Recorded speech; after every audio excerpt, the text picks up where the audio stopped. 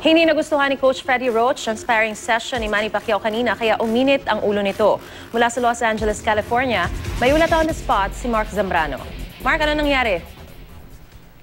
Maris, naging mahigpit nga at bahagyang nagalit si Coach Freddie Roach dahil sa tinakbo ng sparring session ni pambansang kamao Manny Pacquiao dito sa Los Angeles, California.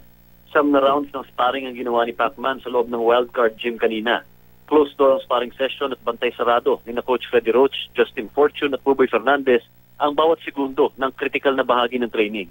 Pero ayon kay Coach Freddie Roach, hindi niya nagustuhan ang kalidad ng sparring session. Dahilan kung bakit uminit ang kanyang ulo.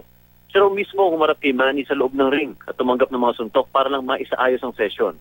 Nilinaw naman ni Coach Freddie na hindi personalan ang nangyari.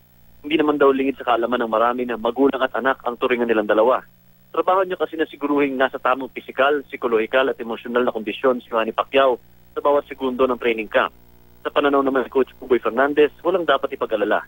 Normal lang naman daw sa training camp ang mga biglang adjustment, lalo na at may 5 linggo pa natitira sa training. Kailangan lang daw mas pinuhin pa ang strategy at pwestuhan ni Pacquiao sa loob ng ring. Kung si Manny Pacquiao naman ang tatanungin, Maris, may nais pa siyang mas tutukan sa training. Pinuri naman ni Manny si Lunito, the Filipino Flash Donaire, sa kanyang TKO victory. Ayon pa kay Manny, mas isa na nanalo si Donaire at nakabalik na sa kanyang career.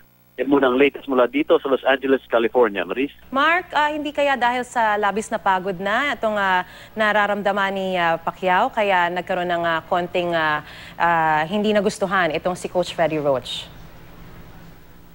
Maris, alam mo sa tindi nga ng training, kasi ito sa nakikita namin dito, kakaiba talaga yung pinagdadaanan. Kung ma-rate namin yung mga huling laban ni Manny na nasaksihan din natin yung training, kakaiba talaga yung pinagdadaanan ni Manny.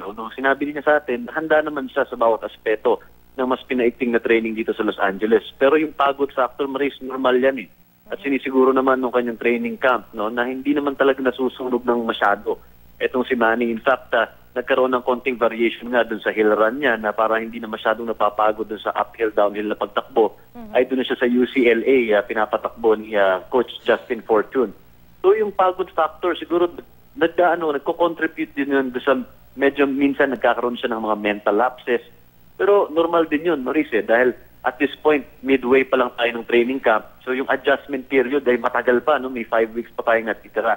So normal yan, yung mental fatigue, physical fatigue goes hand in hand. Pero I'm sure naman na tinututukan naman dito ni Coach Freddie Roach lahat ng kaganapan, Maurice. Alright, maraming salamat, Mark Zambrano.